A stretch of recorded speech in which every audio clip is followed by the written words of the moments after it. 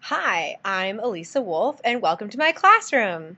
I'm just going to give you a brief little tour here, starting with this right here. Right here we have my posters of the character traits that we work on in my class to make sure we are always demonstrating all of these character traits so we can be our very best selves. Moving right along over here, we have my vocabulary word wall, and then we come to my word graveyard. This is where every year we have a ceremony where we kill overused words, and we instead come up with new synonyms. So students are no longer allowed to use the words that we have killed. So no more bad, no more good, no more happy, no more sad. Instead, we'll say cheerless, depressed, morose. Or happy. Instead of happy, we'll say delighted, satisfied, pleased. Instead of bad, we'll say horrid, horrific, tainted, inferior. And it really gives students an opportunity to use more challenging words. Let's see. Over here, we have my college corner. Whenever somebody who's an adult walks into the classroom, we have a student who gets to go up to them and say, "Where did you go to college?" or "Dónde asistió la universidad?" And they can put up the thumbtack on our map to see where people have gone. And then, let's see, over here, we have my Orgullo en Ser Bilingüe board. In this, I showcase my students' best bilingual work. So right now, we did something for Martin Luther King Day, writing about the different dreams that we have for our society. Some of them are very, very beautiful. Let's see. Which one was my favorite? Probably this one. Tengo un sueño que el mundo no juicia a gente que son gay, lesbiana, bisexual o transgénero porque no es justo para ellos que ellos están sufriendo y nadie le gusta y que nadie lo apoya. Y yo quiero cambiar eso. Qué hermoso. Over here I have one of my data trackers. And this one, the students, one of our goals for the year is to be able to read 135 words per minute. And so I have all of my students, they each have their own star, and each week they read with me, and they can move their star up if they have improved how many words they can read and understand in a minute. And so our goal is 135 words, so a lot of my kids have already met that. Woohoo! Still have a few more to go, but I know that they will all be there very soon. Over here I have my Superstar Student window, where my Superstar students get to bring in a baby picture and get to be proudly displayed on the board. Over here I have, let's see, our big goal. And our big goal, let's see if you can see that, is that all of my students will have 80% mastery of math standards, 1.5 years growth in reading as measured by the DRA, a score of a 3 or 4 on the writing benchmark, and as I said, they'll be able to read and understand 135 words per minute. So, those are just a couple things from my classroom. Hope you enjoyed the little tour.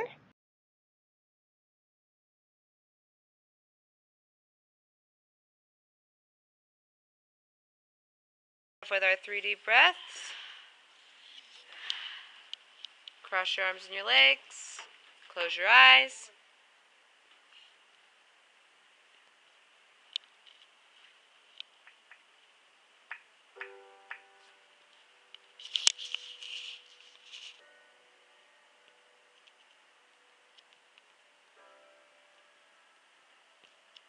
Take a moment to balance your brain.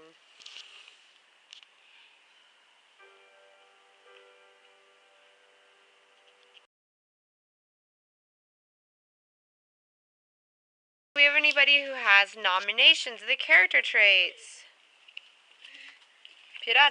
Yo quiero nominar a David por mostrando la característica de cooperación y servicio, porque en tecnología hoy él me ayudó porque se me olvidó los pasos y me ayudó a buscar fotos. Josiah. I would like to nominate D'Angelo for showing the character trait of courage, because it was yesterday. Well, yesterday when we were doing the first editing task, he didn't understand the last I think it was D or E, but he took a risk and he actually got the answer right. Great. would like to nominate David for showing the character trait of service because every time I bring lunch, when he gets his lunch, he gets mine also and he passes it to me. Great. Right, we will start off today with our next human body system. Yay. So I want to start off by writing down our objective for today. We will identify the definition and purpose of the respiratory system and discover how it works. Today, I'm not going to tell you how it works. You guys are going to figure it out for yourselves. Through an experiment, which is going to be really, really awesome and great for you to discover on your own how it works. Give me a thumbs up when you have written down our objective for today. So before we get started here, before we define the respiratory system or talk about the purpose or talk about how it works, I want to do a little search. I'm going to search inside the word respiratory because hay un verbo en español that tells us exactly what the respiratory system is all about. What verb can you find in Spanish, Piedad? Okay, respiratorio, pero ¿qué verbo? What verb? Victor? Respirar. And who knows qué significa respirar? Breathe. Gael? Breathe. To breathe. So, what do you guys, on the count of three, what do you think the respiratory system's all about? 1, 2, 3. Breathe! Yes! You got it.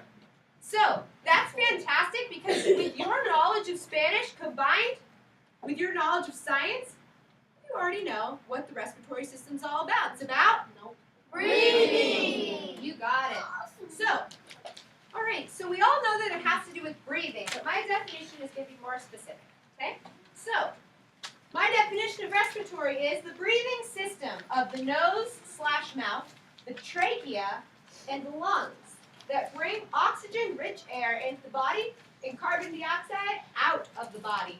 If you were confused about what this word is, we're going to find out.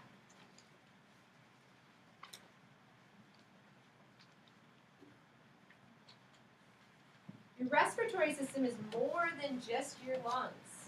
Your lungs are inside of you, so obviously the air has to do something in order to get there. So we know that the purpose of the respiratory system is so we can breathe, because without air, we would not survive. Does anyone remember from Ballarat how long you can live without air? Okay? 3 minutes, you got it, right? So obviously we know that we need air to survive, but we're going to get a little more specific here with our purpose. This system allows us to breathe in air, extract, which means take out the oxygen from it, which is sent to our bloodstream. Remember how we learned about that yesterday with the circulatory system? How your bloodstream needs oxygen-rich blood to flow all throughout it. Then we breathe out the carbon dioxide, which we don't need. And the trees do, right? So we work hand in hand with the trees and the plants. They need the carbon dioxide. We need the oxygen. So we really are a good team. So, when we take any air, we take it in through one of two places. First one, I want everyone to close your mouth and breathe in. Where did the air come in through? Your nose. So I want everyone to draw a big old nose on your person. The air comes in through the nostrils and the nose, right? Please label that as nose. And now I want you to plug your nose. Everyone plug your nose. And now breathe in. Where did the air come in through? No. Your mouth. Great. So your other option is to breathe through your mouth. So your mouth is also a part of the respiratory system. Then we identified the rest of the parts of the respiratory system before getting started with our experiment. Please write down our research question for today. Our research question is, how does a lung work? As soon as you write your research question, you can write down your hypothesis. I think a lung works by blank because blank. So I don't want to say I think a lung works because you breathe in. How do you breathe in? That's what I'm looking for. What happens with all those parts that we just named? How do they all work? to make a lung work and you breathe? That is what we will discover today. Okay, I've got my sticks out, so I'm going to call on people to share their hypotheses. Remember that their hypothesis should start, I think a lung works by blank because blank. So, let's see. Daisy, what is your hypothesis? Nice and loud. I think a lung works by, like, when you, like, breathe, like, open, and then when you, like, breathe out, and close it again. Okay. And you just keep doing it and breathe. And why do you think that? Because, like, when you breathe, like, your stomach, like, when you breathe, like, your stomach moves. Okay, because they go in and out. All right. So she thinks that they work by opening up and closing because her stomach goes in and out when she breathes. And Madeline. I think a lung works by, like, the things, like, in the body, they have, like, a little team, and, they work, like, when you breathe, I agree. So basically what I'm hearing is that all the systems work together as a team and that there's things opening and closing. It's going to be our materials for our experiment. Each material represents something. So we will write all this down. The large balloon represents your diaphragm. Okay, so if you need to look back to your flip book to see what part that is, you can. The small balloon represents the bronchioles and the alveoli. Remember the alveoli are at the end of the bronchioles. So the tip of the balloon would be the alveoli. The straw represents the trachea. The cup represents the lung that it's all inside of.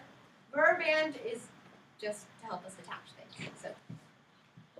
So next we will continue with the next step in the scientific method, which is the procedure. Great. All right, for our procedure, we will do this all step by step together, okay?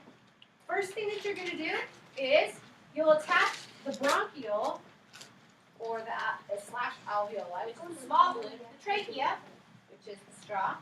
Next step, insert your trachea, which is the straw, into the lung, which is the cup. There's already been a little hole poked into your cup, so you just stick it right there. I'm so impressed with how hard every single person in this classroom is working. I'm going to need to film some of that. For our next step, we're going to stretch the diaphragm, which is the large balloon, over the lung, which is the cup. So over the empty part, or the whole part of the cup, stretch the big balloon, the diaphragm, over the lung. Last two steps. We're going to contract, which is pull down. We're going to pull down the diaphragm, which is the large balloon, to see the lung in action. And then finally, we'll record what happens in our observations and data section.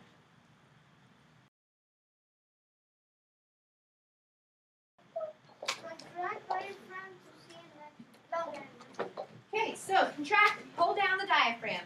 I want you to pull down the diaphragm and see what happens. Look at the little balloon. What do you see? You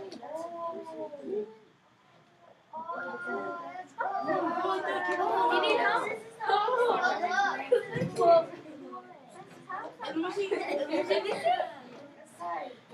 So, I would like you all to write this down with your partner. I notice what? To inhale, which means breathe in, you must what? To exhale, you must what? Now, I do not want to hear you have to pull down the balloon, okay? I want to hear what the different part that it represents. To inhale, you must... Hey, calleritos. Nos vemos más bonitos. That's la verdad. Okay, so to start us off, I want to hear from Braylon. Braylon, tell me what you noticed. I noticed as you pull down the diaphragm, air comes in, and when you push out, air comes out. All right, he said when you pull down the diaphragm, air comes in. When you push up the diaphragm, air comes out. Victor. I noticed that if you want to inhale, you have Inclusion / exit slip. You guys are going to get to show me what you understand, okay? So, first one. In your own words, okay? How does a lung take air in? How does it get air? How does it work? You guys did a really fabulous job today. Please take a deep breath using your respiratory system and give yourself a round. This is my my body flip book so far. This is our skeletal system, our muscular system,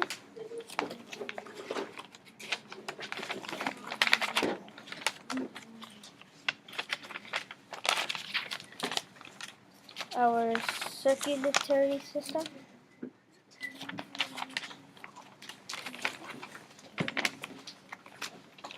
and this is our respiratory system.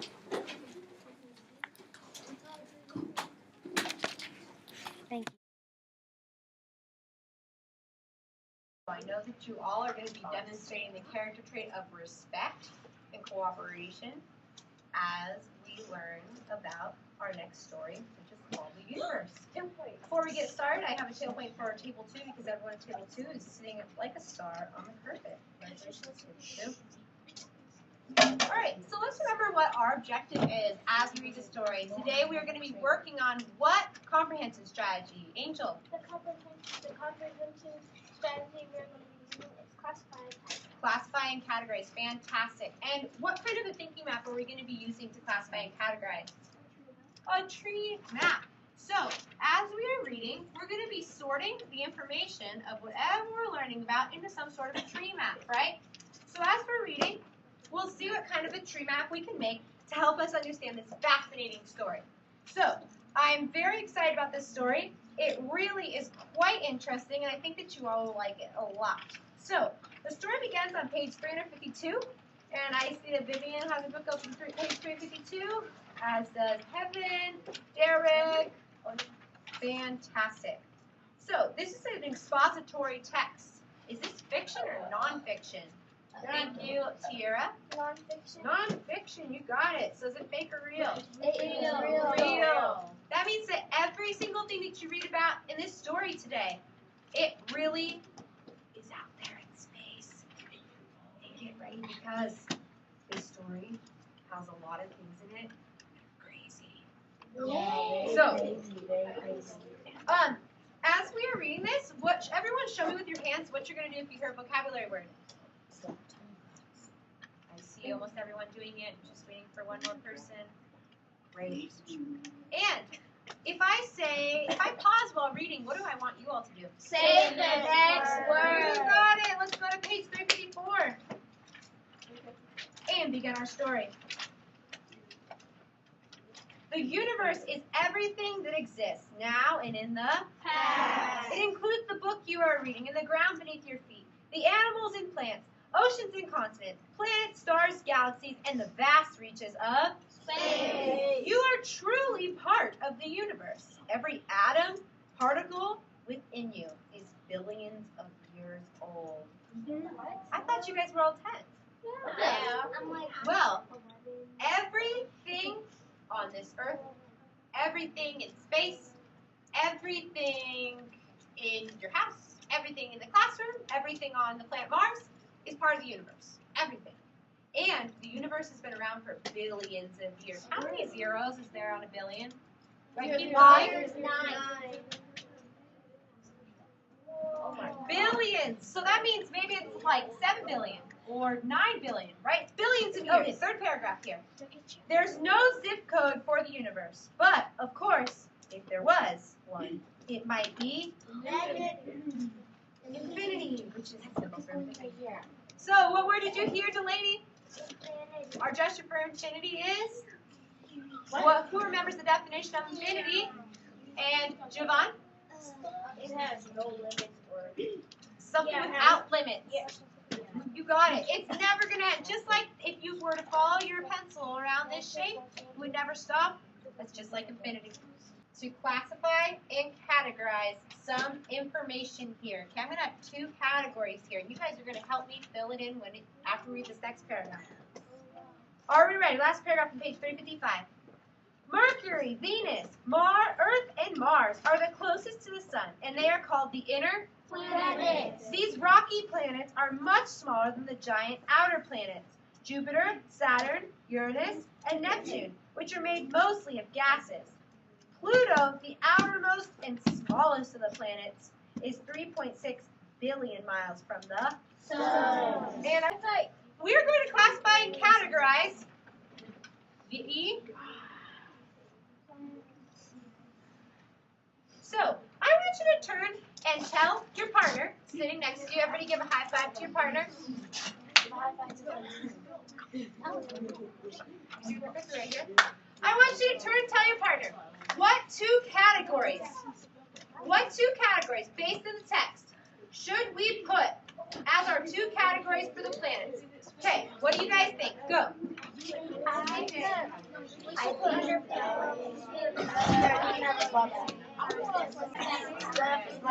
Sitting like a star. Yes, we are. Hey. So, Ethan, I know you got one category. What was it, Ethan? The one category? The inner planets. The inner planets. And I'm sure that Kimberly knows the next one. Yes.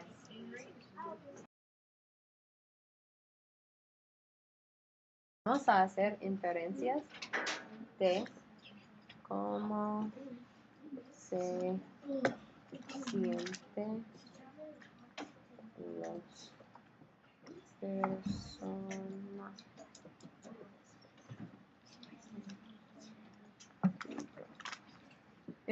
Entonces, nuestro objetivo es, vamos a hacer inferencias de cómo se sienten los personajes en el libro.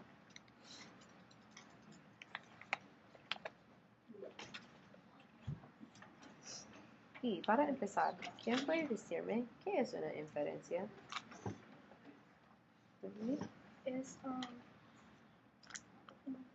guess. ¿Cómo podemos decir esto en español? A. Una adivinanza del texto. Sí, perfecto. Y para hacer esta adivinanza o esta inferencia, ¿cómo podemos hacer eso? Entonces tenemos que poner nuestros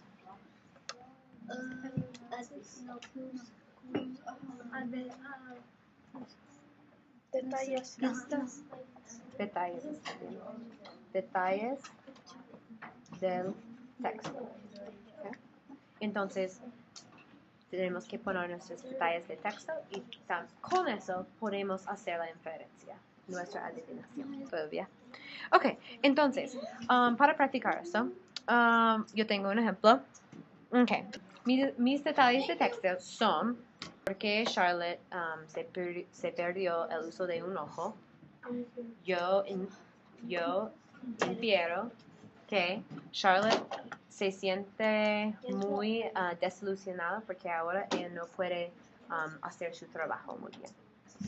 Ok, eso fue mi inferencia. Entonces, ¿algo de ustedes tienen un ejemplo de una inferencia que ya ha pasado en el libro? Como por ejemplo, ¿cómo se siente Charlotte cuando estaba en el orfanato? O se sentía invisible. Ok, entonces tú infieres que Charlotte se siente invisible. ¿Cuáles son tus detalles de texto para apoyar eso? Porque no la dejaban que trabajen con los caballos y a veces no le hacían caso y solo trabajaban en la cocina. Perfecto. Yo creo que Charlie se siente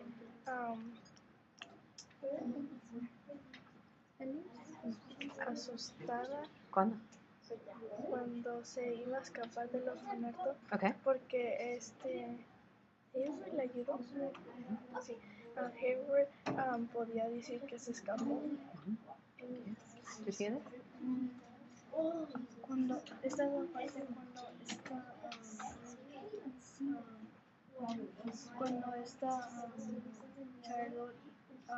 como la tormenta cuando estaba haciendo la diligencia, yo siento que ella se sentía asustada porque si algo pasaba mal le iban a echar la culpa a ella. Ya, me gusta. Perfecto. Ok, entonces, con este objetivo que tenemos de hacer inferencias, vamos a enfocar en eso en nuestras preguntas esta vez. Ok, entonces, la primera pregunta. ¿Qué quiere hacer Charlotte? Que es ilegal. Y haz una inferencia sobre eso.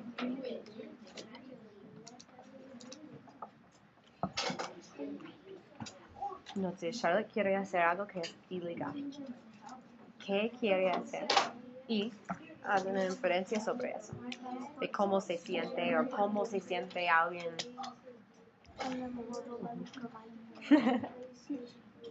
Vamos a ver. No es algo mal, solamente es algo que es ilegal. Ok. Y ¿qué dice el hombre? Oh, en esta parte me hace muy enojada. ¿Qué dice el hombre a Charlotte? En la fila de votar. Que no puede votar. Ajá, que no puede votar. ¿Y cómo se siente Charlotte?